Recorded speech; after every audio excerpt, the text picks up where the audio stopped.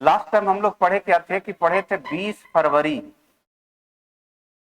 1947। Britain के prime minister था एटली। ठीक है, एटली ब्रिटेन का प्राइम मिनिस्टर था। ये ब्रिटिश पार्लियामेंट में ये घोषणा करता है।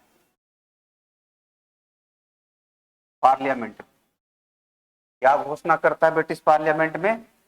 कहता क्या है कि हम जून 1948 तक भारत को क्या कर देंगे? आजाद कर। ये बोलता है।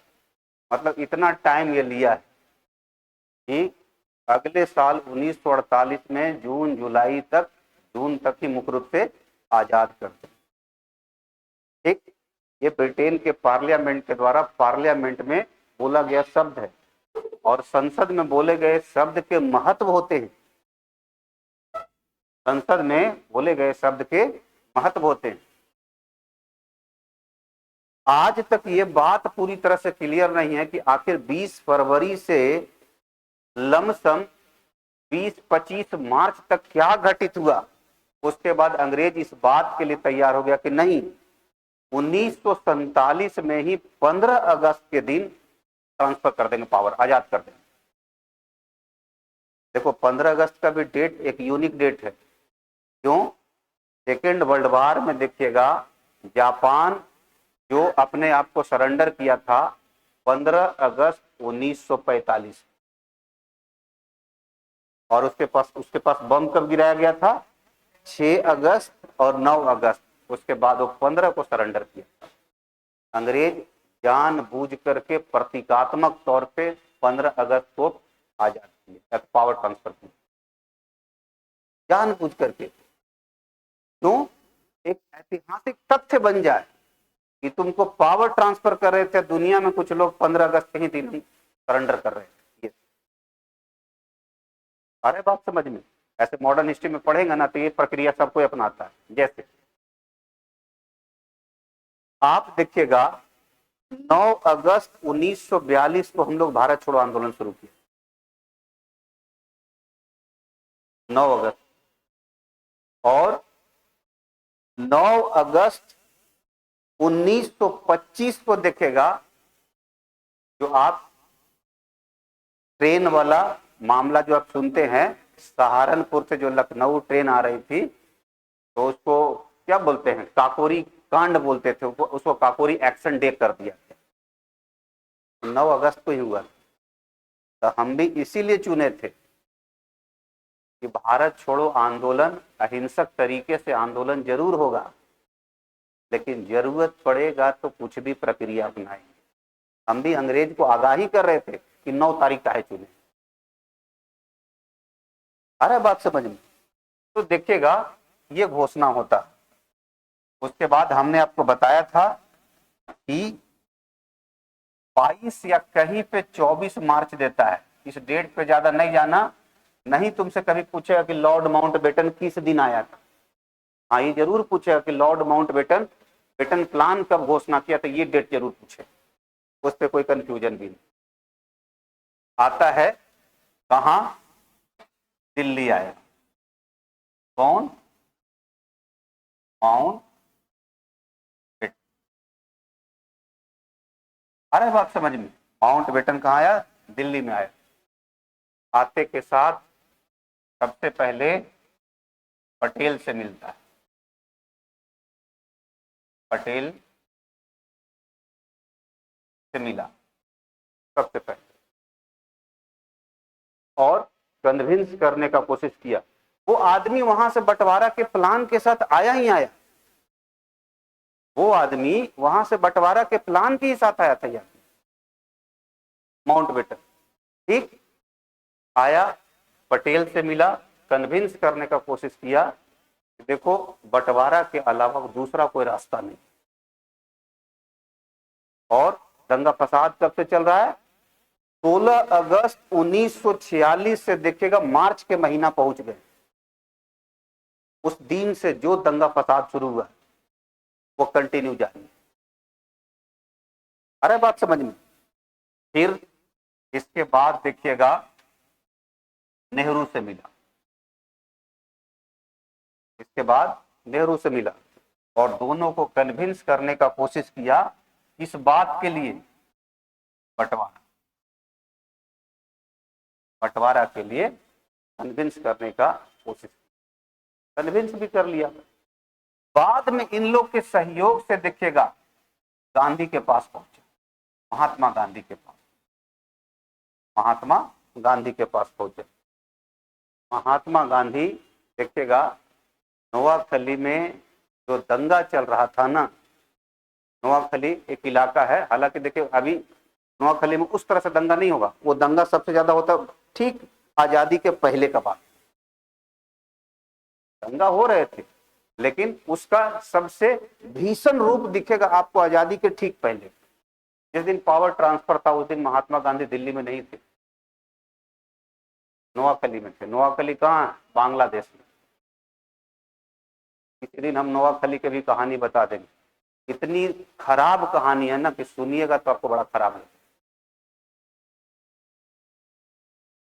वहां पे 80% मुसलमान थे, 20% हिंदू थे। इस जघन्य तरीके से हत्या किया गया था, आप दंग रह जाइए सुन करके। ऐसा भी होता है, किसी दिन बता दें। तो देखिएगा कन्विंस किया इन लोग को कि बंटवारा के अलावा दूसरा कोई रास्ता नहीं। अरे बात समझ में, बात धीरे धीरे बनने लगा। बात बनते बनते देखिएगा, फिर देखिएगा जब सहमति बन गया तो 3 जून 1947 को माउंटबेटन प्लान रखा गया, माउंटबेटन प्लान रखा गया। देखो ये माउंटबेटन प्लान कह दीजिए या कह दीजिए इसको बंटवारा का प्लान, बंटवारा का प्लान, ठीक है। एक नहीं 3 घंटा, तीन घंटा करे, 3 घटना लगातार साथ में चल रहा है। एक बंटवारा का, दूसरा दंगा हो रहा है और तीसरा भारत का संविधान भी बन, तीनों साथ साथ चल रहे। एक बंटवारा का, दूसरा दंगा हो रहा है और तीसरा ये चल रहा। मतलब एक तरफ बड़े बड़े नेता और अंग्रेज के बीच बंटवारा का बात चल रहा है और कंटिन्यू समाज में दंगा हो रहा है, और तीसरा संविधान भी बन रहे। संविधान बनाने की प्रक्रिया चालू है, वो तो 9 दिसंबर 1946 से शुरू हो गया, वो प्रक्रिया चल ही रहा है, ठीक। अब ये रख दिया जाता है बंटवारा का प्लान। उसके बाद देखिएगा यहां से आपको क्या लगता है, दंगा तो रुक गया, दंगा रुक गया, लेकिन एक नया समस्या पैदा हो गया। नया समस्या क्या पैदा हुआ? पाकिस्तान धर्म के आधार पर अलग हुआ था। क्यों? क्योंकि पाकिस्तान को अलग करने वाले जो नेता थे उनका कहना था कि एक हिंदू मेजोरिटी देश में मुसलमानों के हित और मुसलमानों का धर्म और मुस्लिम लोग ये सुरक्षित नहीं, मतलब ओवरऑल कभी उनका हित सुरक्षित नहीं है, उनके जान माल सुरक्षित नहीं। और ये कह करके देखिए पूरे समाज में दंगा फैला। अरे बात समझ में, ठीक। तो अब तो पाकिस्तान अलग होगा, और अलग कहां से होगा? तो भाई पश्चिम का क्षेत्र, पंजाब, पेशावर, बलूचिस्तान, उसके बाद सिंध, इन सारे राज्यों में देखिएगा मुस्लिम मेजोरिटी में थे। पंजाब में 50% से एवं मुसलमान था, पेशावर में 90% मुसलमान था, खैबर पख्तून बोला जाता है उसको। बलूचिस्तान में भी उसी तरह का स्थिति था, सिंध में भी लगभग 72% के आसपास मुसलमान। और हैरानी का बात देखिए, बंटवारा के आंदोलन सबसे ज्यादा उत्तर भारतीय मुसलमानों ने चलाया। इसीलिए देखिएगा आज तक भारत में रहने वाले जो मुसलमान हैं उन पर भारत में एक बड़ा सा हिंदू वर्ग है, ये डाउट करता है, उनकी राष्ट्रीयता पर सवाल उठाता है। पश्चिम के लोग उतना आंदोलन नहीं चलाए थे। क्यों चलाएगा पश्चिम के लोग आंदोलन? सरकार में सब लोग वही लोग थे। जब आपका 90% आबादी है तो सब जगह सिस्टम में तो आप ही हैं, तो आपको दिक्कत कहां होगा? हालांकि देखिए, जहां आबादी कम था वहां भी कोई दिक्कत नहीं। दिक्कत होता तो उसके पहले, अंग्रेजों के पहले शासन किसका था? मुगलों का। और 10, 20, 50 साल नहीं रहा। 1526 से लेकर के मोटा मोटी 1857 तक रहा। उसके पहले किसका शासन था? मुसलमानों का। 10, 20, 50, 100 साल नहीं रहा। 1206 से लेकर के 1526, 1206 से लेकर 1857 तक लगभग लमसम 650, 700 साल तो आप ही का शासन रहा। जहां पर एक समुदाय मेजोरिटी में है वो सत्ता में था ही नहीं। अरे बात समझ में? तो ये कहना कि मुसलमानों के हित हिंदू मेजोरिटी में सुरक्षित नहीं है, ये अपने आप में निराधार है, गलत है। तो 700 साल कैसे रहे? 650 साल। अरे बात समझ में? ये चीजें उधर नहीं जाते हैं, बहुत सारी कहानियां यहीं पे रुकते हैं। दंगा तो रुक गया, नया समस्या हुआ। नया समस्या क्या हुआ? तो देखिएगा, नया समस्या ये हुआ, इस्लाम के नाम पर देश बन रहा था। ठीक, अब यहां से पता है वो लोग परेशान हो गए जो पश्चिमी साइड में और पूर्वी साइड में, जो आज बांग्लादेश है, वहां पे जो हिंदू और सिख थे वो परेशान हो गए, क्योंकि माइनॉरिटी में थे। दूसरा, मुसलमान ये हिंदू ये इस्लाम के नाम पर देश बना है, तो इधर से बड़े पैमाना पे देखिएगा मुस्लिम माइग्रेट करके जाना शुरू कर, और उधर से सिख और हिंदू माइग्रेट करके इधर आना शुरू कर। ऐसा डाटा देते हैं कि इस साइड से 75 लाख मुसलमान या तो वो पश्चिमी जो पाकिस्तान आ जाए वहां गए, या बांग्लादेश जो आ जाए वहां गए, और 55 लाख हिंदू और सिख उधर से इधर आ गए। सोचिए, किसी का घर छूटना कितना खराब चीज है। जहां पे कोई एक नहीं, 5 जनरेशन, 10 जनरेशन, उसके बाप, उसका बाप, बाप के बाप, कई एक जनरेशन से रह रहा हो, खेती, जमीन, बिजनेस सब छूट। हम जहां जन्म लेते हैं ना, तो मरने तक उसके प्रति, उस भूमि के प्रति लगाव होता है। जिस जगह हम जन्म लेते हैं ना, आप लाख इंग्लैंड चले जाइए, लेकिन उस भूमि से सदैव आपका लगाव हो। दूसरे तरह का फीलिंग्स आएगा जब नाम उसका लिया जाएगा। अब सोचिए कि जिनके इधर या तो जमीन या बिजनेस या कुछ भी रह गए, या तो उधर वाले जो इधर आ रहे थे उनके रह गए, कितना खराब चीज है। कितने सालों में चीजों की इकट्ठा किया होगा, सब एक झटके में चला गया। एक झटके में बड़े बड़े अमीर गरीब बन गए। अरे बात समझ में? तो बड़े पैमाने पे लोगों का पता है पलायन शुरू हुआ। पलायन शुरू हुआ। इस पलायन में हर तरीके से लोग जा रहे थे, उसमें से ट्रेन से भी जा रहे थे। पाकिस्तान के साइड से एक ट्रेन आई जिसमें देखिएगा यंग लड़कियां थी, उनको निकाल लिया गया उनसे, और जितने भी उसमें पुरुष थे या तो अधिक उम्र की महिला थी, तो सबको काट दिया गया। पिछले क्लास में भी थोड़ा सा चर्चा किए थे, गदर मूवी में उसी का झलक है।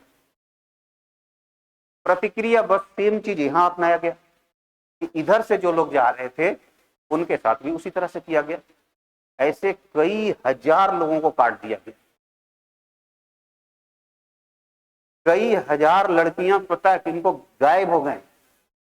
बाद में तो भारत सरकार और पाकिस्तान के सरकार के साथ समझौता हुआ था कि जो इधर का लड़की उधर रह गया, उधर का लड़की जहां से गया उनकी लड़की यहां रह गई, उनको भेज दिया जाए एक दूसरे जगह। वही तो उसमें कहानी बताया है।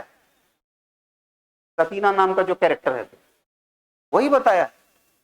4 साल 5 साल के बाद तक ये बातें चला, 5-7 साल तक, कि जो रह गए उनको वहां भेज दिया जाए, और जो उधर रह गए उधर वाला किधर भेज दिया। कहा तो ये भी जाता है कि इधर वाला तो नेहरू जी भेज दिए बहुतों के, लेकिन उधर से भेजा नहीं। अरे बात समझ में, उधर से नहीं भेजा। ठीक, ये नया समस्या पैदा हुआ, पलायन हुआ, और इसके वजह से दंगे में जितने लोग मारे गए थे ना 8 महीना में, उसी के बराबर देखिएगा अगले कुछ दिन में मारे जाएंगे, उसी के बराबर अगले कुछ दिन में मारे जाएंगे। तो ये देखिएगा बंटवारा का प्लान, पलायन, नया तरह का समस्या यहां तक आकर के चीजें चलाता है। फिर जून का महीना इसी तरह से चलता है, लोग इधर से उधर जा रहे हैं, उधर से इधर आ रहे हैं, कट रहे हैं, मर रहे हैं। दंगा रुका तो नए तरीका से कट मर रहे हैं, समझ रहे बात को। और उसमें प्लान में ये रखा गया था ना कि जो मुस्लिम मेजोरिटी है ना, वो हिस्सा पाकिस्तान में, तो सबसे ज्यादा तो पश्चिम में ही था और बंगाल के पूर्वी साइड में था। तो जो पाकिस्तान देश का उदय हुआ वो दो जगह हुआ, पश्चिम में और इधर पूरा। सबसे खराब सिचुएशन रहा पंजाब का और बंगाल। पंजाब का बंटवारा हो गया, पश्चिमी उधर उनके पास चला गया, पूर्वी मेरे पास रहा। पाकिस्तान, ये जो आज बांग्लादेश है वो पहले पूर्वी पाकिस्तान कहलाता था, पूर्वी साइड उनके पास गया, पश्चिम हमारे पास रहा, इसलिए आज तक पश्चिम बंगाल बोल रहे। आज वही पूर्वी पाकिस्तान बांग्लादेश हो गया 1971 में। आ रहा है बात समझ में, ये चीजें। इस पूरी कहानी में एक जो व्यक्ति थे उन्होंने अंतिम तक नहीं माना, मौलाना अबुल कलाम आजाद, देश के पहले शिक्षा मंत्री। बंटवारा के पक्ष में शुरू से नहीं थे और मुसलमानों को कन्विंस करते रह गए कि तुम्हारा हित हिंदुओं के साथ ही सुरक्षित है, बंटवारा मत करवाओ।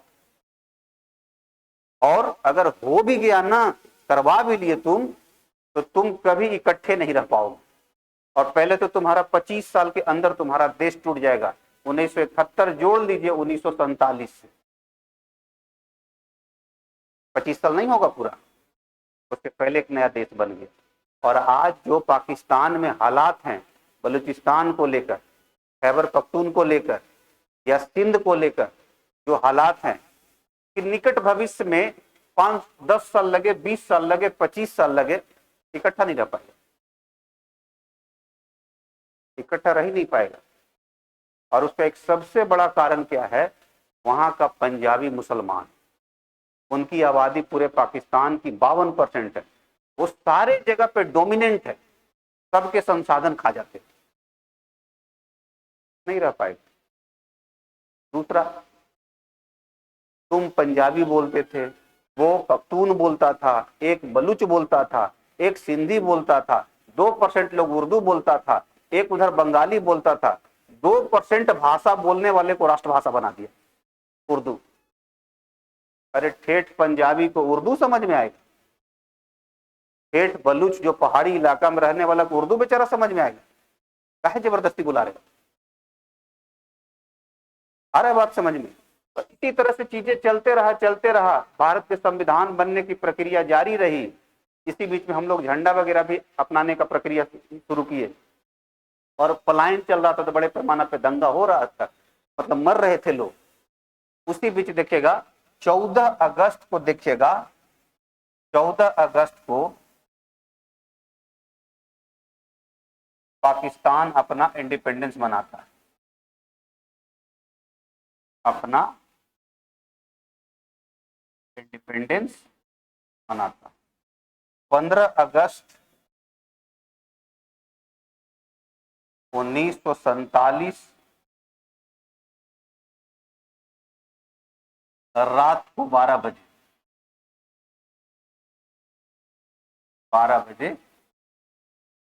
अपना देश भी आजाद।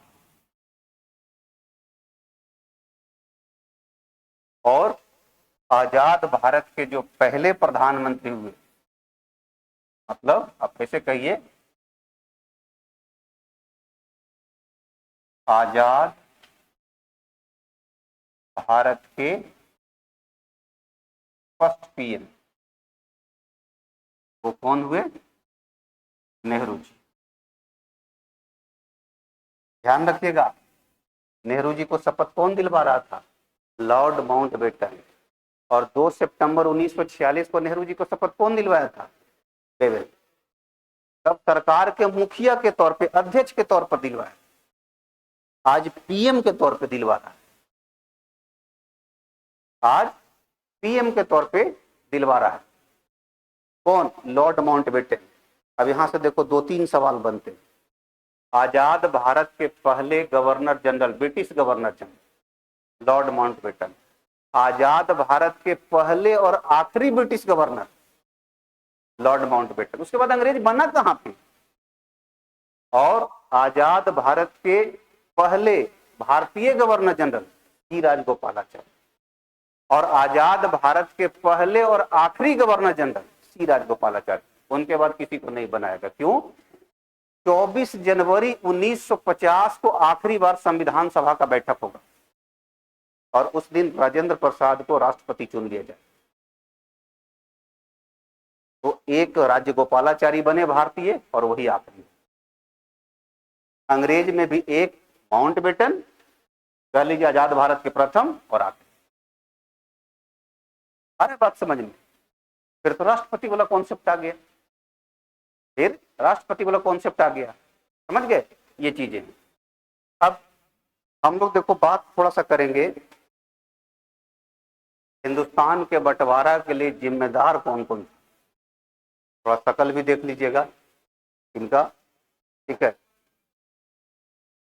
देखिएगा, इस आदमी का नाम है मोहम्मद इकबाल।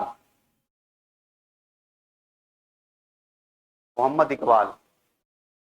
भाई देखो, ये जब पाकिस्तान बटा था तब जिंदा नहीं था, उसके पहले देहांत हो गया था 1938 में ही, ठीक है? अंग्रेजों ने 1870 में देखिएगा 2 नेशन थ्योरी का बीज बोया था। 2 नेशन थ्योरी का बीज बोया था। मतलब कि हिंदू और मुसलमानों को 2 हिस्सों में जब तक वो बांट करके नहीं रखते तब तक इतने समय तक शासन करना मुश्किल था। और उसका झलक वो 1857 के विद्रोह में देख लिया। ठीक? इस आदमी के बारे में क्यों कह रहे हैं? ये आदमी शुरुआती में हिंदू और मुसलमान का बहुत समर्थक था। इसीलिए देखिएगा, इसी का लिखा हुआ सारे जहां से अच्छा हिंदुस्तां हमारा, मोहम्मद इकबाल का, ठीक है? ये बहुत बड़ा समर्थक था शुरू में, लेकिन 1920 के बाद से देखिएगा ये यूरोप की यात्रा पे जाता है। यूरोप की यात्रा पे जाने के बाद पूरा इसका आइडियोलॉजी चेंज हो गई, और जब यूरोप से वापस आता है तब उसके बाद देखिएगा, मतलब इस तरह से बंटवारा का बात इसके हर चीज में झलकने लगा। मतलब जहां भी किसी मीटिंग में बोलता था ना, तो इसके हर बात में झलकने लगा बंटवारा का बात। मतलब कहने का ये मतलब था ना कि भारत के पश्चिम में स्वशासन का बात करता था, तो स्वशासन दबे स्वर में बात करता था, लेकिन इच्छा यही था ना कि एक कंट्री होना चाहिए। तो वैचारिक रूप से बीजारोपण करने में बहुत बड़ा हाथ। अगर इनका फैमिली बैकग्राउंड देखिएगा, पढ़िएगा, तो हिंदू पंडित था, पूरा फैमिली बैकग्राउंड इसका, हिंदू ब्राह्मण। समझ रहे हैं ये चीजें? एक अगला देखिए, ये इसका तो दुर्दशा बड़ा बुरा हुआ है, बड़ा खराब सिचुएशन हुआ। ये है चौधरी रहमत अली। चौधरी रहमत अली। पाकिस्तान शब्द जो क्वाइन किया गया है ना, इसी आदमी के द्वारा क्वाइन किया गया। इसके द्वारा पाकिस्तान शब्द दिया गया कि जहां जहां मुस्लिम मेजोरिटी था ना, कि उन सब को मिला करके एक अलग देश हो जिसका नाम पाकिस्तान। ठीक? और ये कैम्ब्रिज में पढ़ता था, इंग्लैंड के कैम्ब्रिज यूनिवर्सिटी का स्टूडेंट। कैम्ब्रिज यूनिवर्सिटी का स्टूडेंट था, पाकिस्तान शब्द क्वाइन किया। जब गोलमेज सम्मेलन होता था ना 1930, 31, 32, पहला, दूसरा, तीसरा, तो जो मुस्लिम लीग के सदस्य जाते थे या तो जो मुसलमान जाते थे शामिल होने के लिए, उनको एक कन्विंस करने का कोशिश करता था कि इंग्लैंड के प्रधानमंत्री से आप एक अलग देश का डिमांड कीजिए, और ये पर्ची बांटता था बाकायदा अलग देश के।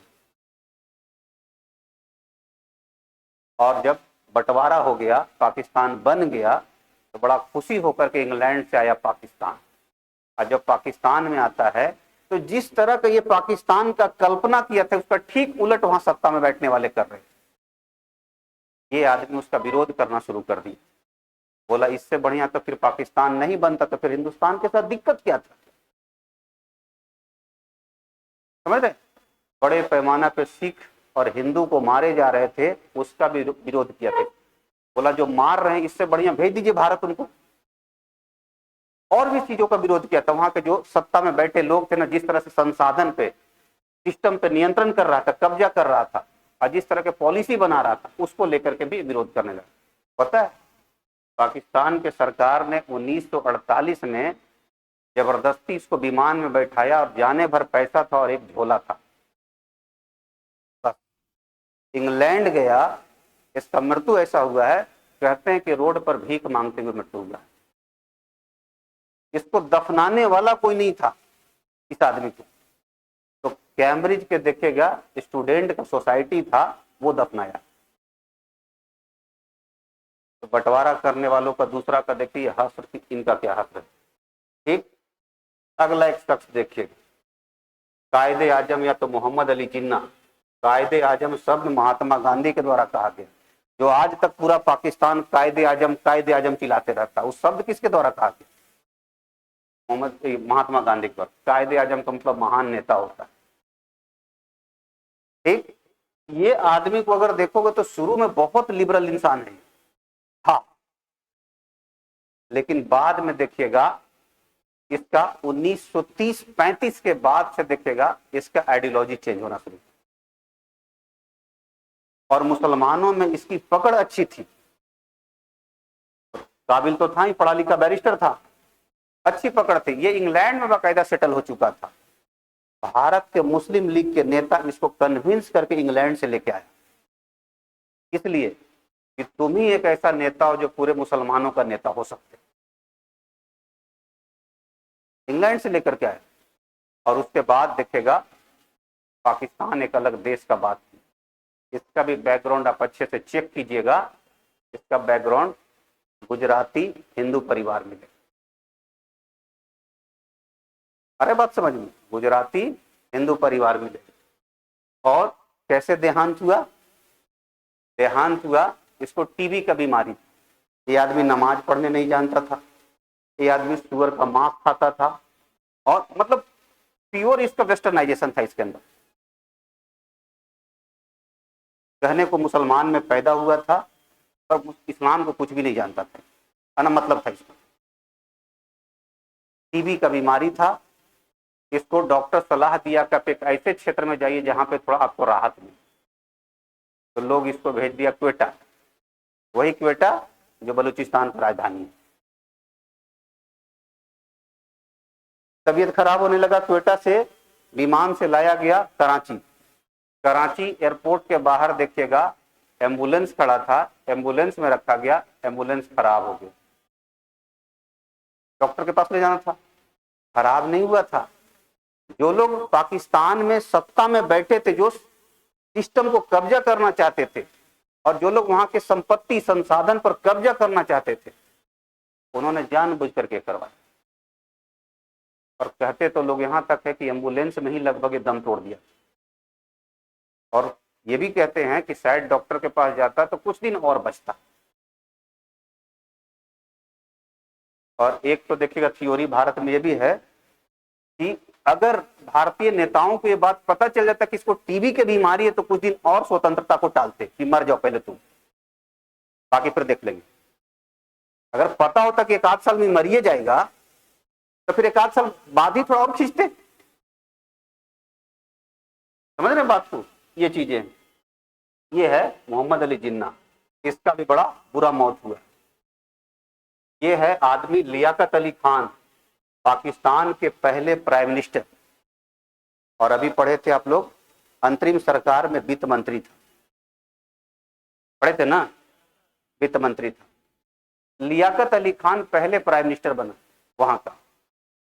अलीगढ़ मुस्लिम यूनिवर्सिटी का स्टूडेंट था, यहीं से पढ़ा था, जो अलीगढ़ में यूनिवर्सिटी है उससे, ठीक, प्राइम मिनिस्टर बना।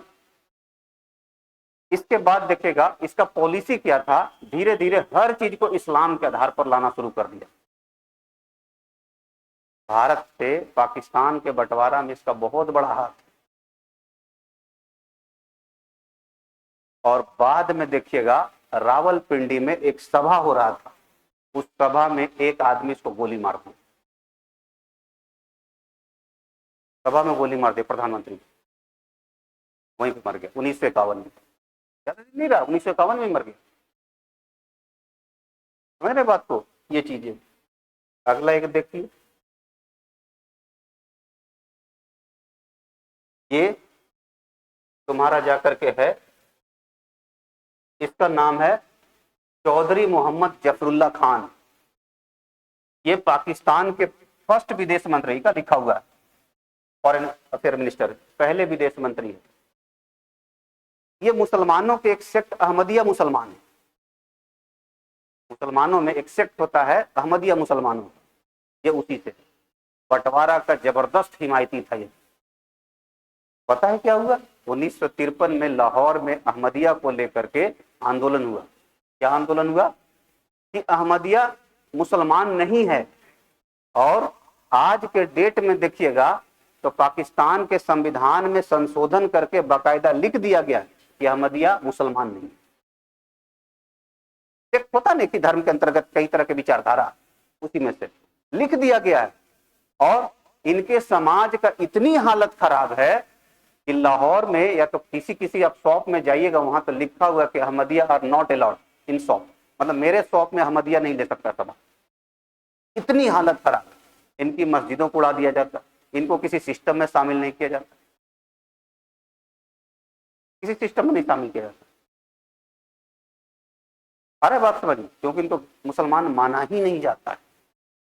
उसके पीछे कारण है, अहमदिया का विचार है जो इस्लाम के विचार से थोड़ा सा डिफर करता है,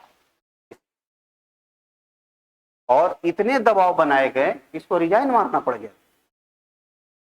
इस सबको अंतिम में लगता था कि हम किस लिए बंटवारा करवाए, इससे बढ़िया तो साथ में हमारे साथ कोई भेदभाव नहीं था, किसी तरह का कोई दिक्कत नहीं था। ठीक, तो ये मामला है, ये इतने सारे लोग हैं। और एक ये अगर देखिएगा बंटवारा को उकसाने में सबसे ज्यादा किसी के इंसान का हाथ है एक्शन में। 16 अगस्त 1946 से जो डायरेक्ट एक्शन डे शुरू हुआ था, प्रत्यक्ष कार्यवाही दिवस, यानी लड़कर पाकिस्तान लेंगे जो मामला चला था, उसका एपिसेंटर था कलकत्ता। मतलब दंगे फसाद कहां से शुरू हुए, कलकत्ता से। उस समय बंगाल का प्रधानमंत्री था हुसैन शहीद सोहरावर्दी, एचएस सोहरावर्दी, यही था, ये आदमी था। ये आदमी पुलिस को परमिशन ही नहीं दिया कुछ करने को, लोग मर रहे हैं, कट रहे हैं, पुलिस को गौन किए रहा, परमिशन ही नहीं दिया ये आदमी। और बाद में देखिएगा जब बंटवारा हुआ तो पाकिस्तान के 5वां प्राइम मिनिस्टर बना, 5वां प्राइम मिनिस्टर बना। पता है इसका दुर्दशा क्या हुआ, क्योंकि बंगाली मुसलमान था। पश्चिम के लोग बंगालियों को देखना नहीं चाहते थे, आज भी नहीं देखना चाहते, जो पश्चिमी पाकिस्तान वाले हैं वो देखना नहीं चाहते थे। अब देखना नहीं चाहते थे, ये 5वां प्राइम मिनिस्टर तो बन गया। बनने के बाद ये सोचा कि उर्दू के साथ साथ बंगाली भी राजभाषा के तौर पर स्थापित। जैसे ही एक कानून लाने का कोशिश किया, वैसे ही देखिएगा इसको हटा दिया, और हटाया ही नहीं गया, इसको एक तरह से राजनीति से धीरे धीरे ऐसे किनारे लगाया गया कि बाद में ये वहां से डर से पलायन करके लेबनान चला गया, और इसकी मृत्यु लेबनान में हुआ। इसकी बायोग्राफी पढ़िएगा, इसका मृत्यु लेबनान में हुआ। लोग ये भी कहते हैं कि इसको भी बाद में ही लगता था कि क्या कर दिए, जिसको बनाए वही कदर नहीं। अरे बात समझ में, तो जितने लोग बनाने वाले थे पाकिस्तान को, अधिकतम लोगों का देखिएगा बड़ा खराब उनके साथ व्यवहार हुआ और बड़ा गलत तरीके से उनका डेथ हुआ।